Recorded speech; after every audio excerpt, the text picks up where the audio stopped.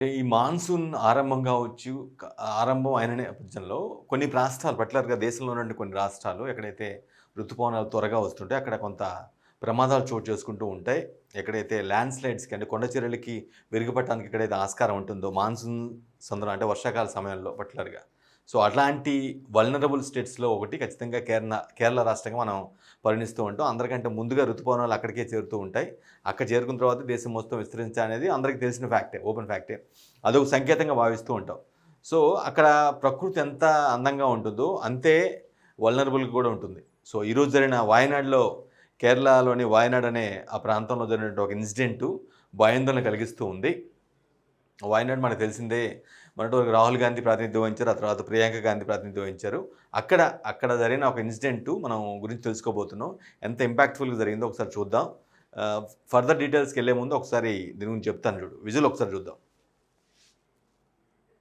ఇది సీసీ ఫుటేజే. చూడండి అక్కడ ఏ స్థాయిలో ఇంపాక్ట్‌ఫుల్‌గా ఒక ట్యాంకరు, మనుషులు ఆ ట్యాంకరు ఆ కొండ చర్యల దెబ్బకి ఎలా వస్తుందో చూడండి. చూడండి. ఇక్కడ చూడండి. ఇక్కడ నిలబడ్డోళ్ళు ఏమయ్యారో చూడండి. అంటే అది ఇంపాక్ట్‌ఫుల్. ఇది ఎక్కడ జరిగిందంటే, అది నిజంగా ఒక మిరాకిలే. అలా ఆ విధంగా బయటపడటం కూడా ఒక మిరాకిలే. ఇంకోసారి చూద్దాం విజులు. చూడండి వీళ్ళందరూ ఎళ్లారు. అది తెలుసుకొని అక్కడ కొండ చర్యలు ఇరిగిపడుతుందని ఆ మొమెంట్ తెలియగానే ఇంక పరుగులు తీస్తున్నారు అందరూ గూడా. ఆ ట్యాంకర్ అది అందులో లోపల డ్రైవర్ ఉన్నారో లేదో కూడా తెలీదు. అక్కడ ఆగి ఉంది. ఆ ల్యాండ్ స్లైడ్ దెబ్బకి చూడు ఎలా వస్తుంది చూడండి స్లో మూమెంట్‌లో.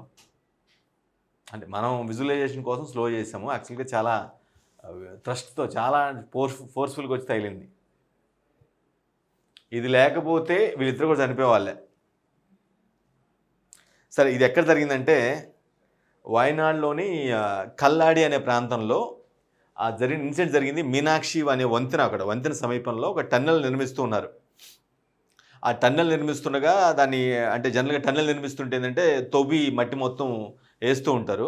ఆ విధంగా ఆ బ్రిడ్జ్ మీద ఈ టన్నెల్ కోసం తవ్విన మట్టి మొత్తం కూడా పైనేసేశారు. మెత్త కుప్పలాగా పోసేశారు. పెద్ద ఎత్తున కుప్పలాగా. అది రైల్వే శాఖ సంబంధించిన టన్నెల్ అని మనకు తెలుస్తూ ఉంది.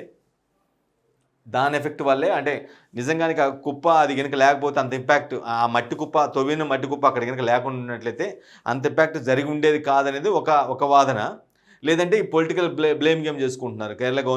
కేరళలో కాంగ్రెస్ ప్రభుత్వం ఉంది కాబట్టి ఇది రైల్వే శాఖ చేసిన తప్పు అది ఇదని అన్నట్టుగా అనుకుంటున్నారు. ఓవరాల్‌గా ఇన్సిడెంట్‌లో అయితే ఆల్మోస్ట్ 2-5 చనిపోయినట్టుగా తెలుస్తూ ఉంది. అది అఫీషియల్ కన్ఫర్మేషన్ లేదు. చాలామంది గాయాలయ్యాయి. ఆ మట్టి ఏదైతే ఉందో పైన మట్టి ఆ ల్యాండ్ స్లైడ్ దెబ్బకి మట్టిలో కూరుకుపోయారు చాలామంది. రెస్క్యూ ఆపరేషను కొనసాగుతుంది. స్టిల్ కొనసాగుతూనే ఉంది.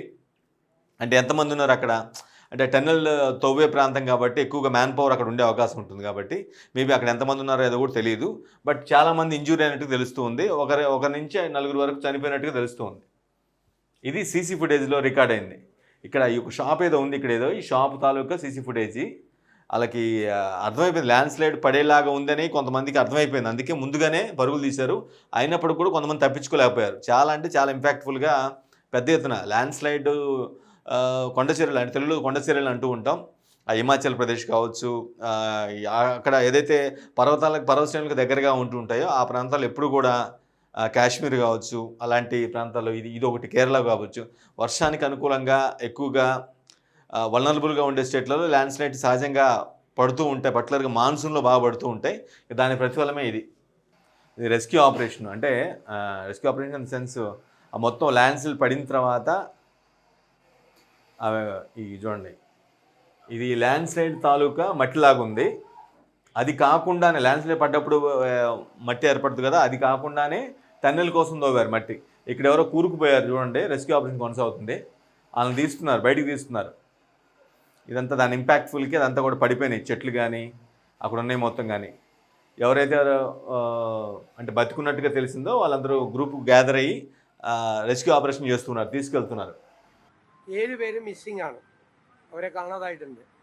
അപ്പോൾ ആദ്യം തന്നെ മീനങ്ങാടിയിൽ നിന്നുള്ള നമ്മുടെ ഫോഴ്സ് അവിടെ എത്തിച്ചേർന്നിട്ടുണ്ട്. കോഴിക്കോട് നിന്നുള്ള ഫോഴ്സ് കൂടി എത്തിച്ചേരും. പോലീസും ഫയർഫോഴ്സും അടക്കമുള്ള സംസ്ഥാന പോലീസിൻ്റെ സംവിധാനങ്ങളെല്ലാം ഉണ്ട്.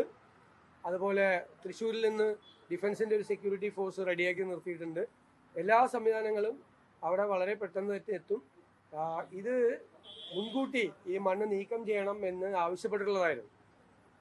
ജില്ലാ കളക്ടറും ഡിസാസ്റ്റർ മാനേജ്മെൻറ്റ് അതോറിറ്റിയുടെ ചെയർമാനും 20-ാം തീയതി തന്നെ ഉത്തരവിറക്കി ഇതെല്ലാം നീക്കം ചെയ്യണമെന്ന് പറഞ്ഞിരുന്നതാണ്. അവർ പാലിച്ചില്ല. കനത്ത മഴ ഉണ്ടായിരുന്നു എന്നാണ് റിപ്പോർട്ട്. രാവിലെ 225 സെൻറ്റിമീറ്റർ മഴ പെയ്തു എന്നുള്ളതാണ്. ഇപ്പോഴും മഴയുണ്ട്. വലിയ മഴയല്ലെങ്കിലും രക്ഷാപ്രവർത്തനത്തിന് പ്രയാസം ഉണ്ടാക്കുന്ന തരത്തിലുള്ള മഴയുണ്ട്. ഇതൊരു ചെളി കലർന്ന മണ്ണാണ്. അവിടുത്തെ മണ്ണിൻ്റെ ഘടന വളരെ വ്യത്യാസമാണ്. അതിങ്ങനെ സ്ക്രാപ്പ് ചെയ്താണ് വെച്ചിരുന്നത്. അത് നിലനിൽക്കുന്നതല്ല എന്ന് ഡിസാസ്റ്റർ മാനേജ്മെൻറ്റ് അതോറിറ്റി അവിടെ പോയി തന്നെ കണ്ടു പരിശോധിച്ച് ബന്ധപ്പെട്ടവർക്ക് അവിടെ ആവശ്യപ്പെട്ടിരുന്നതാണ്. ഒരു കരാറുകാരാണ് അത് നീക്കം ചെയ്യാതിരുന്നത്. എന്തായാലും വളരെ ദൗർഭാഗ്യകരമായ ദുരന്തമാണ്. దురంతത്തിൽപ്പെട്ടവരെ രక్షപ്പെടുത്താൻ వేண்டிയിട്ടുള്ള శ్రమങ്ങൾ നടത്തിക്കൊണ്ടിരിക്കുക.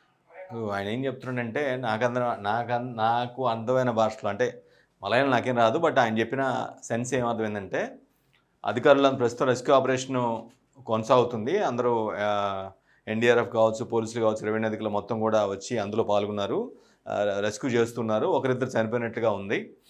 అంటే ఓవరాల్గా ఇంకొకటి పాయింట్ ఏంటంటే ఈ సెంట్రల్ గవర్నమెంట్ నెగ్లిజెన్సీ కూడా ఉంది. రైల్వే డిపార్ట్మెంటు అక్కడ టన్నెల్ కోసం తవ్వినటువంటి మట్టిని పైలప్ చేసి అంతే పెట్టారు, పోగు చేసి అంతే పెట్టారు. దాన్ని చేయలేదు, దాన్ని తొలగించి పక్కన పంపించేసి ఇంత డ్యామేజ్ జరిగి ఉండేది కాదని ఒక ఆరోపణ చేస్తూ ఉన్నారు.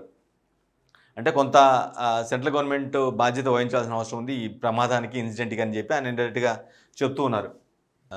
వయనాడులో జరిగిన ప్రమాదం కల్లాడి అనే ప్రాంతంలో మీనాక్షి వంతెన దగ్గర అక్కడ ఏదైతే డబుల్ టన్నెల్ సొరంగం తవ్వుతున్న గత కొన్ని రోజులు తవ్వుతున్నారు. ఆ మట్టి మొత్తం అక్కడే పడేశారు. అదే సమయంలో అక్కడ ఆ ల్యాండ్ స్లైడ్ కొండకు దగ్గర ప్రాంతం కాబట్టి అది వర్షాలు రెగ్యులర్గా పడుతూ కంటిన్యూస్గా పడటం వల్ల అదంతా కూడా నానిపోయి ఒక్కసారిగా ఆ కొండ చర్య విరిగి పడటం, దాంతోపాటు ఆ మట్టి ఆల్రెడీ పోగైనటువంటి మట్టి, టన్నెల్ కోసం తవ్వినటువంటి మట్టి తీయకుండా అక్కడే పెట్టారు కదా, అది కూడా మీద పడటంతో ఆల్మోస్ట్ 2-4 చనిపోయారు, చాలామంది ఇంజూర్ అయ్యారు. మట్టిలో కూరుకుపోవడంతో వాళ్ళందరూ రెస్క్యూ ఆపరేషన్ చేస్తారు. అంటే చాలా జాగ్రత్తగా, పర్టికులర్గా కేరళ లాంటి ప్రాంతంలో చాలా అలర్ట్గా ఉండాల్సిన అవసరం ఉంటుంది. పర్టికులర్గా మాన్సూన్ సెషన్ సమయంలో మాత్రం, మాన్సూను అట్లాగనే శీతాకాలం సమయంలో చాలా జాగ్రత్తగా ఉండాల్సిన అవసరం ఉంటుంది.